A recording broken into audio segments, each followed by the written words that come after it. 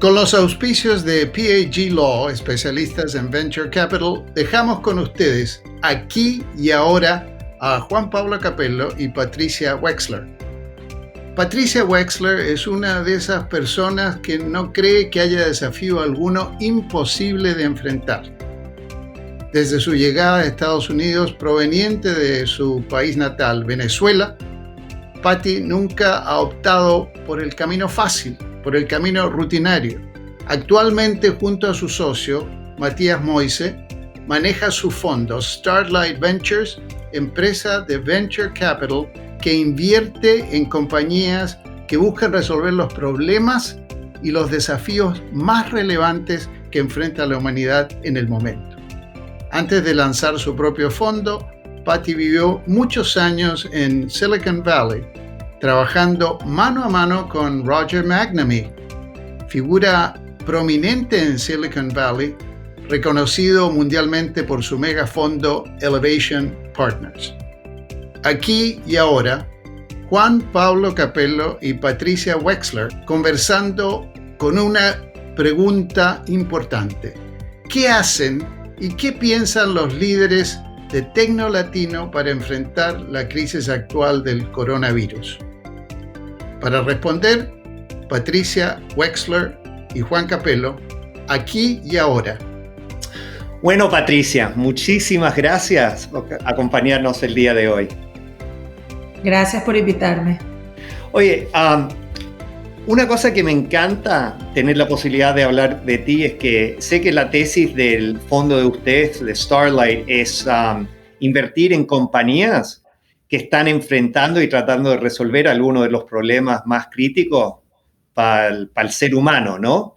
Temas de hambre, de salud, de medio ambiente. Y bueno, me imagino ahora con esta situación, tienen que seguir pensando en grande, no solamente ustedes, pero todos nosotros. Ustedes, háblanos un poco del tesis del fondo y cómo esa tesis la están viendo ante la situación que estamos viviendo todos, ¿no?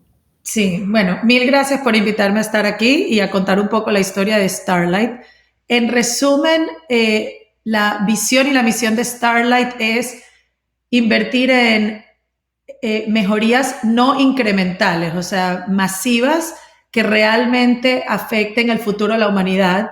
Perdone que te interrumpa, pero es muy interesante lo que acabas de decir. No mejoras marginales. Exactamente. O sea, ¿cómo es la diferencia entre una mejora marginal y esta semi-transformación de paradigma que me parece estás planteando?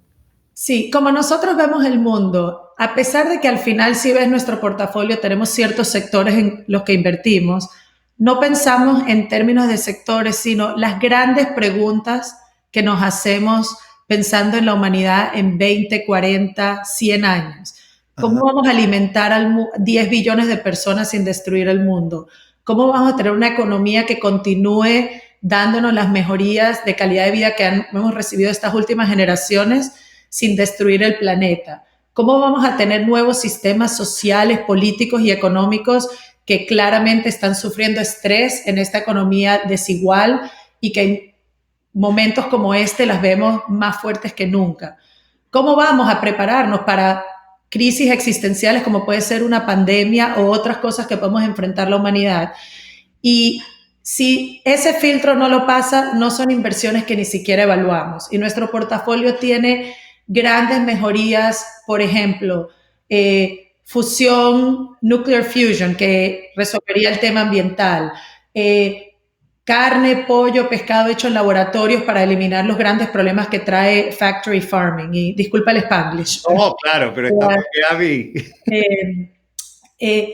Cómo utilizamos las nuevas tecnologías que han avanzado en biotecnología para resolver los grandes problemas de salud, tanto mental como físico, que están afectando nuestra calidad de vida especialmente en los últimos 20, 30 años de vida de cada persona. Ese tipo de cosas son las que pensamos. Y desde que empezamos oficialmente a operar el fondo hace como 3 años, hemos hecho tracking de qué porcentaje del dinero de venture ha ido hacia estas inversiones. Uh-huh. Y dependiendo cómo se clasifica, es entre menos de 1% y quizás 5%. Son números muy, muy pequeños. Y eso, una pregunta, ¿eso te parece porque los inversionistas institucionales tradicionales no están pensando en grande lo suficiente?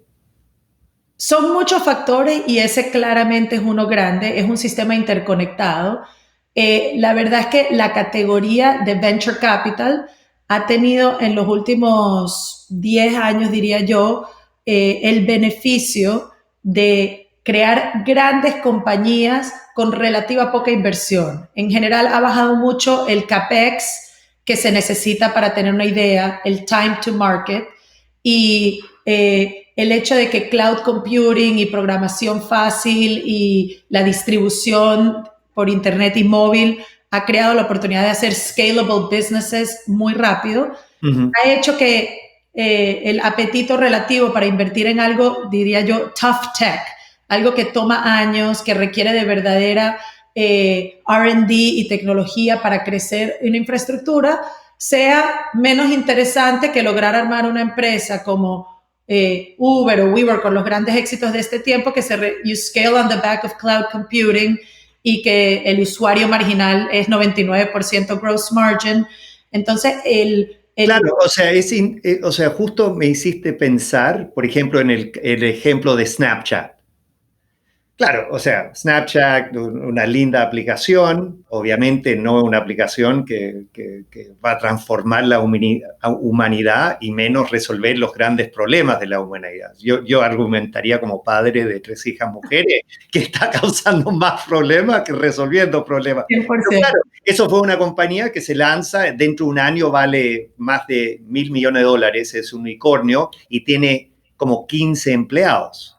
Y si bien eso, o sea, para los fundadores y qué sé yo, creyó un montón de valor económico, no es una de estas compañías que les interesaría a ustedes porque no tiene esa misión de tratar de resolver un problema importante para la humanidad. Exactamente. Pero te digo que la versión de esa tecnología, nosotros estamos evaluando una inversión en una compañía que hace mental health, digital remote mental health using chatbots y que tiene cierta parte de intervención humana, pero realmente poca, que está funcionando muy bien utilizando AI y ciertos modelos. No estamos en contra de aprovechar las cosas que nos está dando la tecnología hoy, pero claramente Snapchat, it has nothing to do with what we do. No sé si diamétricamente opuesto, pero claramente ortogonal. Y creo que eso le ha pasado mucho a la categoría de Venture Capital. El dinero se ha ido para growth of scaling, proyectos que son relativamente fáciles. Hasta Zoom, que me parece increíble, está dando increíble valor en este momento. The core technology, it's a software app. A la gente le está relatively easier to do software than hardware. Necesitas el talento técnico, en verdad, a pesar de que son challenges muy difíciles de optimizar, no es lo mismo que tratar de juntar a los científicos que llevan 10 o 15 años estudiando how to develop a COVID vaccine or how to develop nuclear energy. Es un ecosistema diferente, con unos skill sets diferentes y con una trayectoria, cómo ayudar al equipo y un portfolio company a construir bastante diferente, y en eso nos hemos enfocado. Y volviendo a tu pregunta original, yo llevaba 2 años diciendo, what's going to be the tipping point? Porque yo creo que la tendencia es a que más personas se despierten a que el capitalismo tiene un rol importante para que el futuro de la humanidad sea más positivo. O sea, nosotros estamos en control de nuestro destino y sería una lástima en 20, 50, 100 años mirar atrás y decir, oye, podíamos habernos orientado hacia un futuro más sano, más justo y más próspero para todos, y basically we just kind of forgot, o pensamos que alguien más lo iba a hacer. Y ahora una pregunta un poco de dónde viene esa visión tan, o sea, inspiradora que acabas de poner sobre la mesa. Tú eres originalmente de Venezuela, ¿no? Sí. ¿Y te fuiste hace cuántos años? Me fui con 21 años hace 23 años. 3 años. Wow. Bueno, tampoco queríamos, o sea, no te está pidiendo tu edad. Out of my age. No, I wasn't out of your age. Si quieres podemos editar eso y le sumamos, le restamos números, Dale. como tú quieras. No, pero ¿te parece, o sea, de verdad, cuando yo escucho a alguien pensar y hablar con la claridad que tú estás hablando ahora sobre unos desafíos tan importantes, porque estoy de acuerdo contigo que hay mucha gente que se mete en el juego de venture capital looking for fast money, o sea, tratando de meterse un golazo. Yo tuve suerte en Patagon, que nos metimos un golazo, teníamos todo 20 y tantos años, pero, o sea, Patagon, si bien escribió historia, no cambió el mundo, y de verdad, una de las cosas que yo lamento de ese proyecto es que podemos haber logrado muchísimo más si hubiéramos resuelto el problema que queríamos resolver, que era darle a la gente de clase media baja una mejor experiencia en el banco y acceso al sector financiero. ¿Te parece, o sea, de dónde viene, tú sabes, ese empuje que tú tienes? ¿Tú crees que te has formado mucho viviendo lo que tú viviste en Venezuela y viendo la trayectoria del país desde que te fuiste? Mira, sin duda, la combinación de mis experiencias, incluyendo haber estado en Venezuela y haber salido cuando salí, verlo un poco afuera, ha marcado muchas cosas de mi vida, incluyendo esto. Pero es muy simplista decir que tenía una visión tan clara. Looking back, I can see the connection. Fueron ciertos pasos que me llevaron. Uh-huh. Y cuando empezó esta visión, yo llevaba mucho tiempo invirtiendo en consumer tech y quizás negocios más tradicionales y conocidos para nosotros. Y estaba pensando en mudarme de Silicon Valley para Miami. Y con un pie en cada lado, estaba pensando qué podría hacer. Creo que si no hubiera tenido el movimiento de salirme de Silicon Valley, quizás me hubiera quedado en el ecosistema que estaba y no lo hubiera cuestionado mucho. Así como de repente COVID va a hacer a mucha gente cuestionar cosas porque el movimiento te hace algo menor, que fue una mudanza geográfica más a nivel personal, me hizo pensar what's next. Y lo que me estaba pasando sentada en Silicon Valley estaba en el pico de fundraising para the top 5 companies we all heard about in terms of venture y las grandes compañías que se armaron en esta última década de Internet. Y me dio como un early midlife crisis después de haber tenido a mi hija, mi tercera, diciendo, how is it possible that so much money and so much IQ is focused on the same narrow set of ideas? O sea, no fue algo altruista, inspirador. Inicialmente era una reacción técnica a cómo van a haber retornos si todo el mundo invierte en las mismas 5 ideas. Uh-huh. Venture no se supone que es para invertir en las cosas que son obvias para todo el mundo, es para hacer apuestas, y me parecía que eso ya estaba como claro, ya quedó claro la fórmula de what has to migrate digitally, what has to leverage social, what has to leverage location, y empezó por ahí. El mundo en ese momento, ahora quizás nos parece que estaba muy calmado, pero había una elección difícil, estaba por ganar Trump, o ya había ganado, no recuerdo, y había bastante movimiento en el sistema, y estaba pensando, how can I most effectively do something useful? ¿Será que...? Bueno, hay que hacer una pausa ahí, porque cuando tú hablas de que, bueno, estuviste ahí sentada en Silicon Valley, como siempre, you're being a little humble, ¿no? O sea, tú estabas en Elevation Capital, que es uno de los fondos más reconocidos de Silicon Valley. O sea, la perspectiva, o sea, tú estás sentada, o sea, en un puesto donde de verdad veías lo que estaba pasando. Sí, tuve muchísima suerte. Elevation Partners estuvo involucrado con Facebook, con Yelp, con Palm, con muchas compañías que de verdad me dio a entender cómo fue esa migración.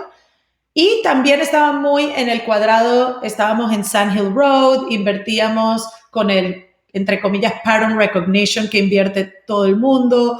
Y entonces, ¿y qué quiere decir, perdona, o sea, qué quiere decir pattern recognition en este contexto? Pattern recognition es Bueno, primero es simplemente un mecanismo que tenemos todos los seres humanos, que es algo neurológico que puedes leer en libros, pero simplemente no podemos volver a analizar todo cada vez que se nos presenta una situación. Entonces empiezas a armar shortcuts para entender cómo reaccionar. En venezolano o en español decimos el diablo sabe más por viejo que por diablo. Claro. La experiencia vale. Y por eso hoy en día, por ejemplo, inversores que han pasado por downturns van a tener algunas lecciones que pueden impartir hoy. Gente que ha hecho varios startups tiene experiencia en cómo construir startups. Gente que en la vida, ya fuiste mamá, es un poco más fácil el segundo hijo que el primero, etc. Y tiene su lado positivo. Un venture capitalist que toma 10 reuniones diarias para al final de la semana de 50 inversiones posibles, decidir cuáles van para el filtro, cómo ayudar, cómo advise un founder, esa es la parte positiva de pattern recognition. El lado oscuro de pattern recognition es que uno se cierra en ciertos patrones y empieza a descartar cosas que quizás eran interesantes. El más obvio negativo es que en Silicon Valley ves los números y if you are a white male between the ages of 18 and 25 that dropped out of Stanford, your odds of getting funded are much higher que si eres una mujer latina que estudió en la Universidad Simón Bolívar, por ejemplo. Pero es en términos de founders, en términos de business models, en términos de how to finance a company, en términos de cómo construirla, todas esas cosas se vuelven parte del pattern recognition y ahí viene lo que tú me dijiste, que ser venezolana, haber crecido fuera de Estados Unidos, vivir lo que es una economía que realmente se decimó en un espacio inconcebiblemente corto, sin una pandemia, sin una guerra, sin un ataque nuclear. Fue una implosión inexplicable casi. Claro. Tener esas cosas me afecta a quizás poder separarme un poco más del pattern recognition y haberme salido de Silicon Valley y venir a Miami fue una cosa que me permitió como reencontrarme un poco más con cómo romper esos parámetros. Cuando uno está metido, o sea, el pez no sabe que nada en agua.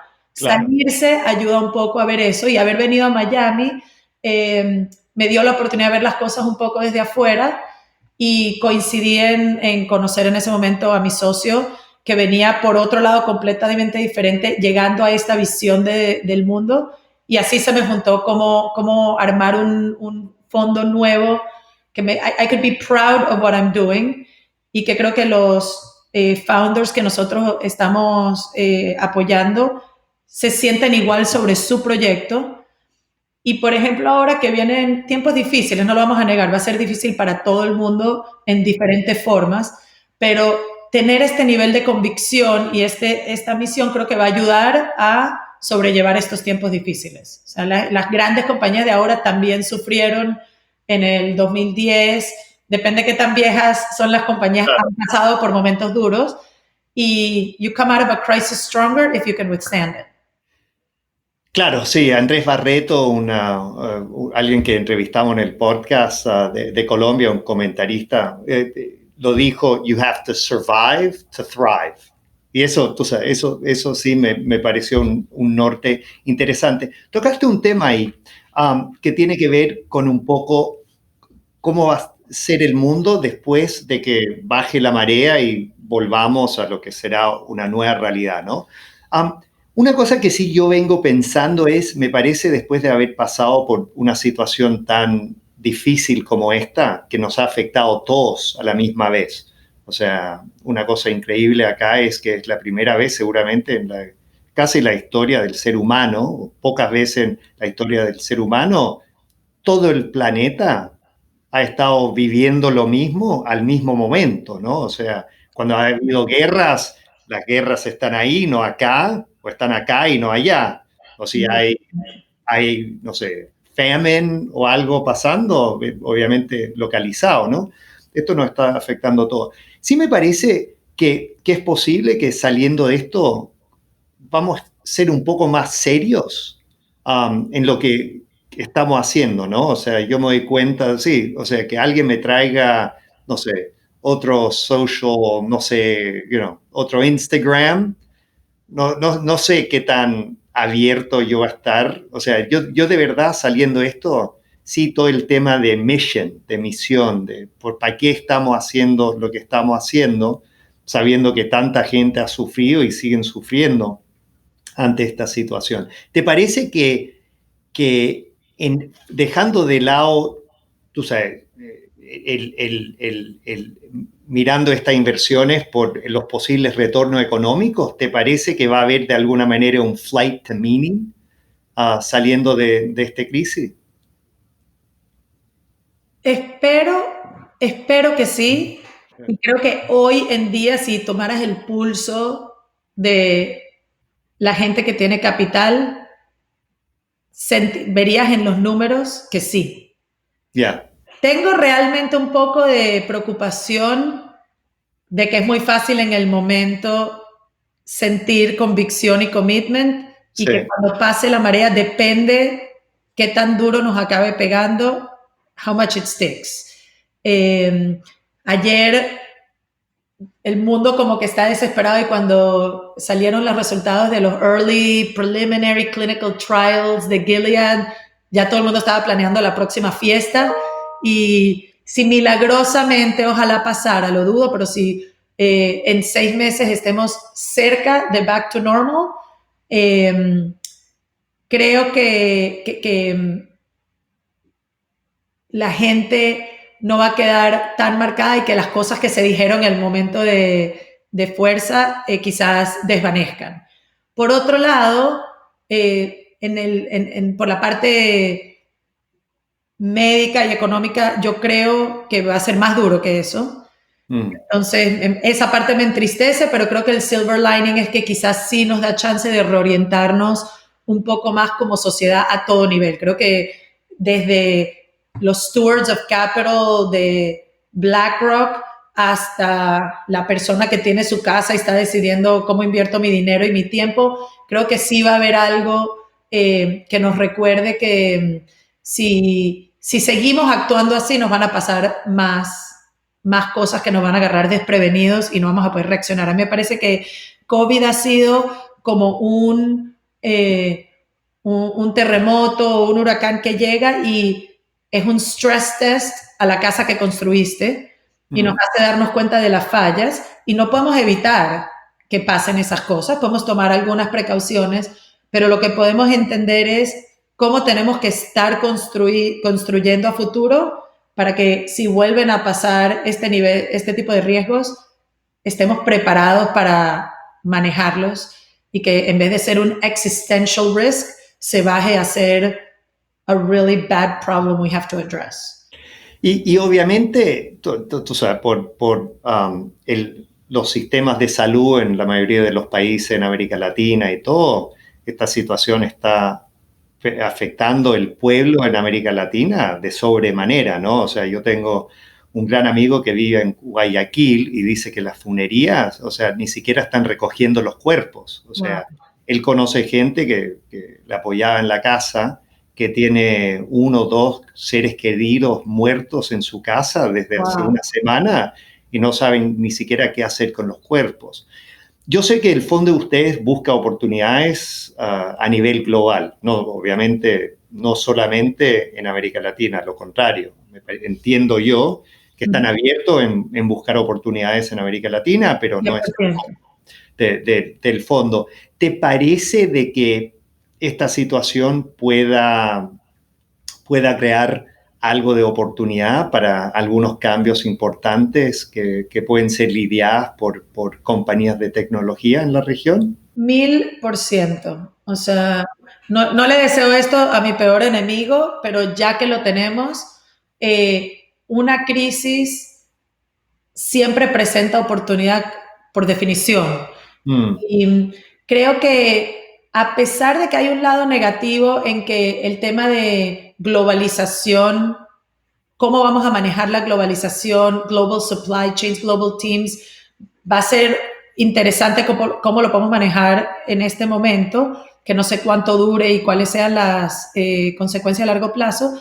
Lo que sí queda claro es que distributed work es factible, viable y muy productiva en muchas situaciones, y que el mundo necesita soluciones globales para estos problemas. Entonces creo que en América Latina nos beneficiamos en que el epicentro no va a seguir siendo exclusivamente las 3 o 4 ciudades que se han llevado el 80% plus del dinero hasta ahora. Creo que podemos entender que cosas buenas pueden pasar en muchas partes y que no deben estar todas concentradas en un solo lugar y que el trade-off que la gente ha hecho de vivir en ciertas ciudades no tiene que ser tan fuerte.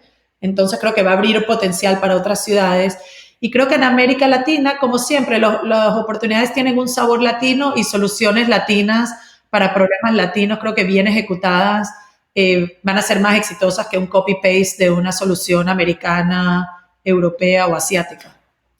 Y en términos de las oportunidades que ustedes están mirando, ¿esas oportunidades han cambiado un poco en el último mes? O sea, hace 6 meses atrás, no sé, estoy inventando, ustedes están enfocados pensando mucho en AI o en Fusion o en qué sé yo, y ahora ante esta situación dicen, no, ¿sabe qué? Si bien estábamos abiertos a oportunidades, no sé, en el sector de salud, vemos que aquí hay, tú sabes, una oportunidad bastante más grande ahora que hace un tiempo atrás. La respuesta corta es que no ha cambiado demasiado. Uh-huh. De hecho, haciendo como un review, un triage del portfolio, estamos como sorprendidos felizmente por ahora que en verdad todo encaja bastante bien.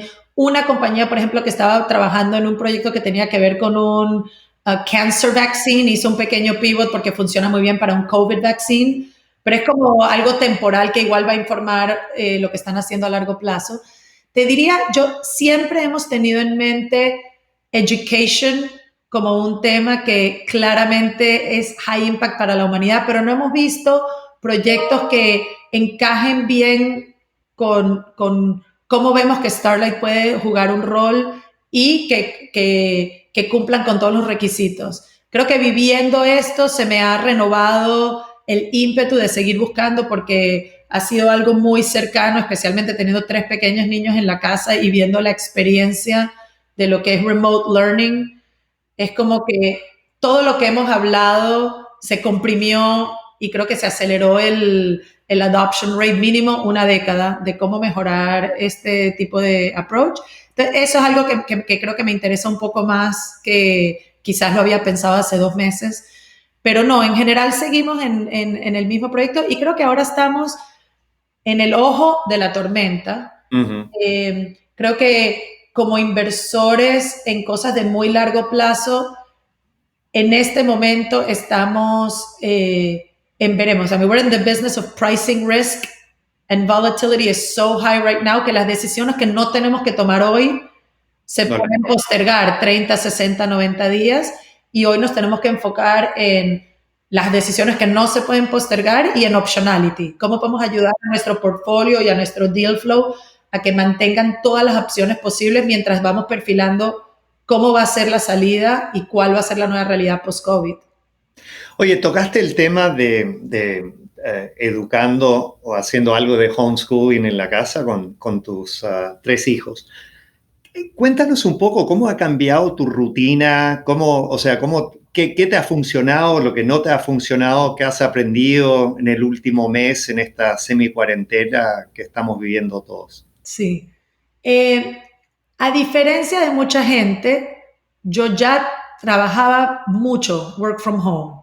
Zoom ya era parte de mi vida diaria. Ya había hecho un par de inversiones en las cuales no había visto al entrepreneur y al founder y al resto del equipo. Sí. O sea, hiciste algunas inversiones totalmente remotas. Totalmente virtuales. No muchas, pero ya por lo menos sí tenía que una gran parte de la interacción y del proceso de diligence era remoto. Uh-huh. Y entonces, en ese sentido no me cambió. Lo que me afectó es que para yo hacer eso exitosamente desde Miami me pasaba quizás 1/3 del tiempo viajando. Ese loop obviamente se perdió temporalmente y no me queda claro. Creo que el 80% del valor se puede recuperar, pero I haven't figured it out yet. Claro. Y la segunda parte es lo que mencionaste, que es que somos seres humanos. Tengo 3 niños de 9, 7 y 5 años en la casa y, y, y tenía más gente en mi casa en los últimos 2 meses. Entonces ha sido un balance interesante. I think we're all navigating our way to new normals. Entiendo que en el contexto de la sacudida que está recibiendo la humanidad, tengo trabajo, tengo salud, nadie cercano a mí ha estado peligrando con COVID, entonces siento que no debo quejarme mucho, pero bueno, cada quien con sus challenges y estoy tratando, lo que menos me funciona, que no lo logro corregir, es limitar el consumo de noticias y a veces salgo a mi caminata y regreso más dark según el podcast que haya oído. Entonces estoy tratando de ser un poco más disciplinada con consumir noticias en las mañanas, de repente un momento en la noche y después separarlo y sacar el teléfono right before bedtime. ¿Y cómo vas creando esos espacios, no? O sea, una de las cosas, y yo, igual que tú, siempre, o sea, yo viajo, o sea, mi ritmo de vida desde hace 15 años ha sido viajar todas las semanas, ¿no? Pero lo que sí estoy encontrando en el último mes es eso de desconectarme. Me está costando un montón. A pesar de que salgo a trotar y mis caminatas y mis salidas, bueno, no frente al mar como lo hacíamos antes, pero frente a la bahía, qué sé yo. Pero siento como que la cabeza, sigo conectado, ¿no? Eso sí me parece como que, me parece por lo que estamos viviendo, lo que está en juego, sabiendo que hay mucha gente que está sufriendo, hay gente que de alguna manera depende de nosotros, obviamente, o sea, es por eso es como una combinación de esta conectividad y las noticias, y es como todo, o sea que... 100%, a mí me pasa igual, un ejemplo es que yo siempre he sido una súper lectora. O sea, yo leo por lo menos un libro por semana. La gente se ríe que me termine internet. O sea, yo escucho información y leo. Desde que empezó COVID hasta la semana pasada no había podido terminar un libro. O sea, long form went away porque no tengo el foco y me distraía leyendo otro artículo y otra noticia y todo. ¿Y qué te ha ayudado desconectar o, me entiendes, crear ese espacio, ¿no? Sí, un poco creo que simplemente ha sido tiempo y decir enough, o sea, tengo que llegar, me he ido adaptando y acoplando, se va haciendo, uno se va acoplando a la realidad, nunca había pasado 21 comidas a la semana con toda mi familia, sentándonos en familia, y it went from this is amazing to wow, this is horrible, y ahora llegamos a un nuevo normal que es grato, y creo que tenemos que pasar un poco por esa curva para buscar el espacio. Sí, sigo buscando mis espacios. Tengo, yo diría, 1 hora diaria o quizás hasta 2 a veces de my time, que es o haciendo ejercicio o haciendo algo para desconectarme. Y me puse un poco estos límites forzados de tratar de reducir social media y noticias a una fracción del día que no lo he cumplido perfecto, pero cada vez que me regreso a cumplirlo lo logro. Y quizás como todo el mundo he estado probando meditation apps. El año pasado, entre los 50 libros que me leí, me habré leído 5 o 6 relacionados con meditation. Entonces decía, ya me sé toda la teoría, pero no lo voy a poner en práctica nunca.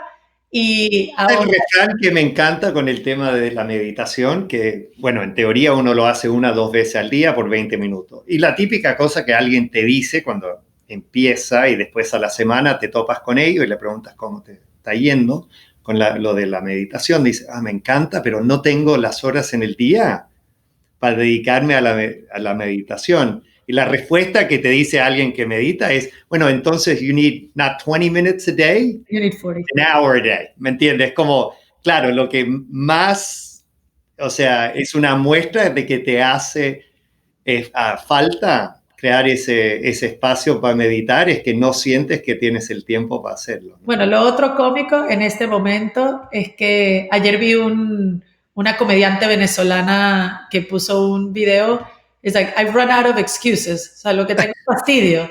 Es like, okay, yo no te puedo decir que no puedo ir a esta fiesta, no puedo ir a este Zoom, no puedo cocinar. The truth is, I just don't want to. Entonces ahora es como difícil decir, no tienes 20 minutos para meditar ahora, todo el tiempo que te gastaste en tráfico, todo el tiempo que te gastaste. So we're figuring it out. Pero if I had the answer, I would tell you. Still struggling. Still struggling. Oye, ¿y cómo lo has hecho? Parece tú tienes algo de experiencia como creando un espacio en tu casa de donde puedes trabajar. O sea, veo que no estamos hablando, por lo visto, de tu cama o de un espacio común ahí en la casa. Hasta ahora no he escuchado chillos, ni gritos, ni teléfonos sonando. ¿Tú cómo has segmentado eso? Porque me parece hay mucha gente que nos está escuchando que esto es la primera vez que de verdad han trabajado o han tratado de trabajar de su casa. Sí, obviamente es súper diferente si tienes a otra gente en tu casa o no. Yo tengo un home office que siempre lo he tenido. Una pequeña historia cómica es que cuando estábamos construyendo la casa, le insistí a mi esposo muchas veces, ¿quieres tu propia oficina? No, no necesito. Y cuando ya no se podía hacer cambios, me dijo, ok, vamos a compartir la oficina. Entonces compartimos la oficina, que normalmente no es un challenge, pero en estos momentos, por ejemplo, he's on dad duty, claro, porque tenemos un podcast, y normalmente no es tan callado, lo hago, si estamos grabando algo, le pido, be extra, y lo otro es que hay bastante más iPad time de lo que había pre-COVID, entonces los tres están con la cabeza metida en algo en este momento. Y bueno, hemos tenido que hacer trade-offs, ¿no? Muchas cosas que era bastante estricta antes, ahora somos un poco más relax, como screen time, y lo vamos armando un poco give and take. O sea, la primera semana de homeschooling fue un método, en la segunda semana refinamos, ahí vamos armando. Pero sí, tener un espacio y tratar de ponerle un horario a las cosas me parece constructivo, porque si no se te puede ir el día, y porque también si tienes, sobre todo niños pequeños, funcionan muy bien cuando les explicas algo. Una vez les puse un horario y estaban emocionados corriendo a ver a qué hora les toca su bike ride y a qué hora les toca la merienda, y con eso logran entender que estas 2 horas en la mañana, estas 3 horas en la tarde, more or less, son para que papi y mami trabajen, y funciona, I would say, 80% of the time. 80% en tiempos de guerra no está nada mal. No me quejo. Oye, muchísimas gracias por tu tiempo, y la verdad esta conversación ha sido re inspiradora. O sea, la verdad, el norte yo creo que nos está enseñando es increíble, y también es muy inspirador lo que han logrado hasta ahora. Oye, ¿qué mensaje le quieres pasar a los hinchas del Tecno Latino aquí ahora para que mantengan el optimismo y la fortaleza en estos tiempos difíciles? La mentalidad, el mindset de un entrepreneur me parece que está perfectamente acoplado a estas situaciones.